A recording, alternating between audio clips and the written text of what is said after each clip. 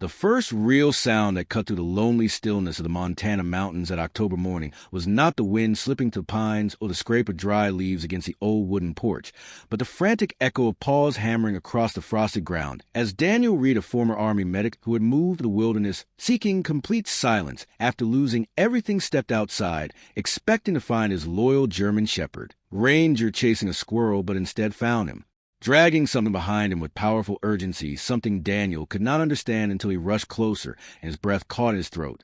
Because Ranger was nudging a small, motionless figure half buried beneath pine needles, a little girl no more than 6 years old, her clothes torn, her skin pale, her hair tangled with sticks and dirt. And as Daniel dropped to his knees, his mind spun with a sudden wave of fear, disbelief, and an old instinct. He thought he had buried forever the instinct to save a life even in the middle of nowhere. And if you believe in kindness, compassion, and second chances, please like, comment, share, and subscribe. Because stories like this remind us that hope can appear in the most unexpected places. Daniel's hands trembled as he checked the child's pulse, finding it faint like a whisper, clinging desperately to life. And he wrapped her in his jacket, lifting her gently to his chest as Ranger circled them, whining insistently like he understood the girl's time was running out, and Daniel carried her into his cabin, placing her near the wood stove, lighting it with the same urgency he once used when trying to stop battlefield bleeding. And he warmed water, checked her breathing, and draped warm blankets around her tiny shaking frame, while memories he had tried so hard to forget flooded back the night. He lost his own child, and night's silence became his only escape, and the night he swore he would never fight to save anyone again because losing hurt too much. But now here was a child who had somehow been brought to his door by the only creature he trusted, and as the little girl stirred weakly, Daniel felt something break. Inside him, a wall he had built from years of grief, cracking under the weight of a life depending on him. Hours passed as he cared for her, giving her sips of water, warming her hands, and watching her breathing gradually grow stronger until finally her eyes fluttered open, revealing a pair of frightened hazel eyes that darted around the room, as if searching for danger. And she clutched Daniel's sleeve with trembling fingers, not speaking, only looking at Ranger, who approached slowly, tail low, as if reassuring her that she was safe. And Daniel saw something in her eyes. He recognized all too well the look of someone who had seen fear that should never be seen by a child, but couldn't speak it aloud. She didn't remember her name. She didn't remember where she came from. She didn't remember anything except being cold, scared, and running through the woods until she collapsed. And Daniel felt a heavy sadness settle over him, because a child alone in the wilderness was no accident. Someone abandoned her, or she escaped something terrible, and he knew he needed to report her presence. But first she needed stability, warm food, and a feeling of safety.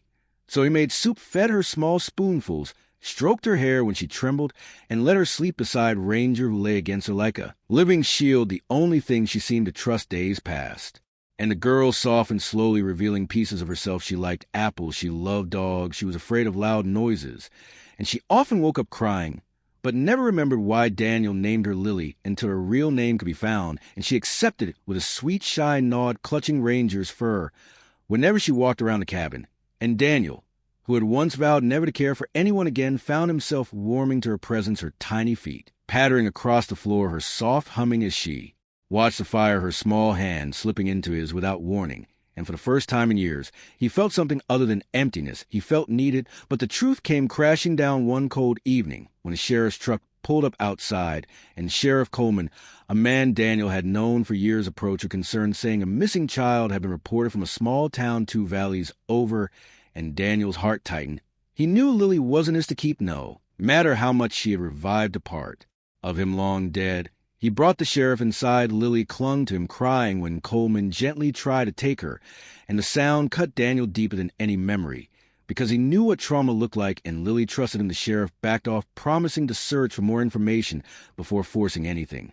But he warned Daniel to stay alert, because whoever abandoned Lily might not be far. And that night Daniel didn't sleep. He sat by the fire, shotgun beside him, Ranger at his feet, Lily curled in a blanket on the couch, because something felt wrong, like a shadow creeping toward them, and he trusted his instinct, honed by years of service.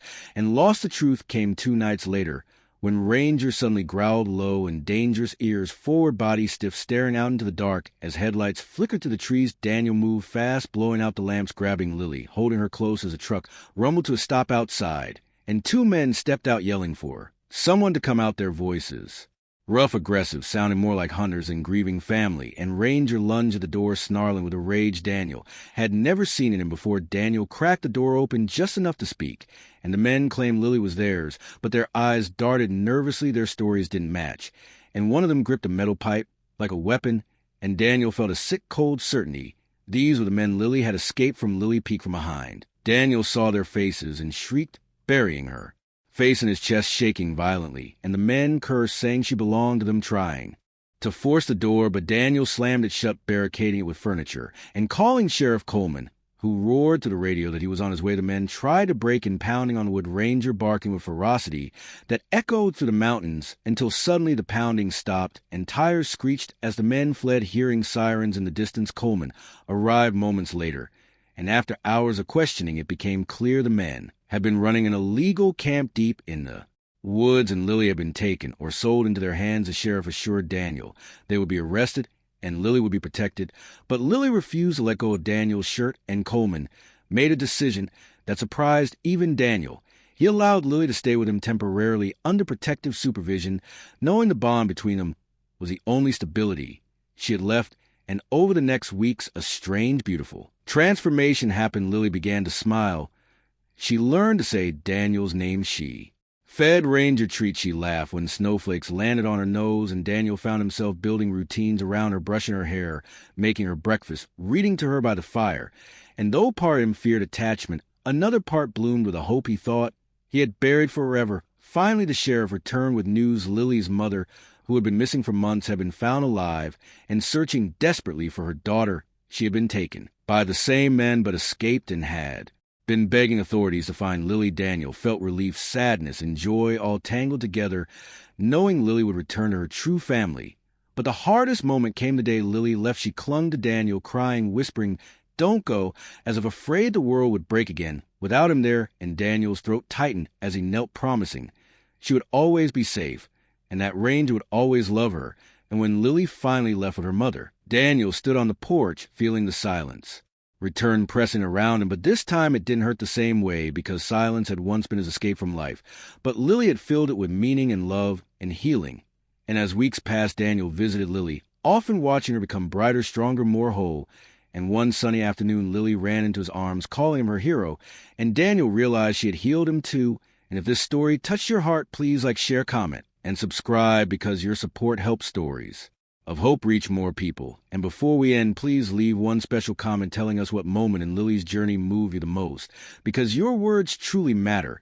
And as Daniel and Ranger walk away from Lily's home that day, feeling the warmth of her laughter following them, he knows that silence may have been what he wanted, but love was what he needed, and a brave German shepherd carrying a child to the woods had given him a second chance at life.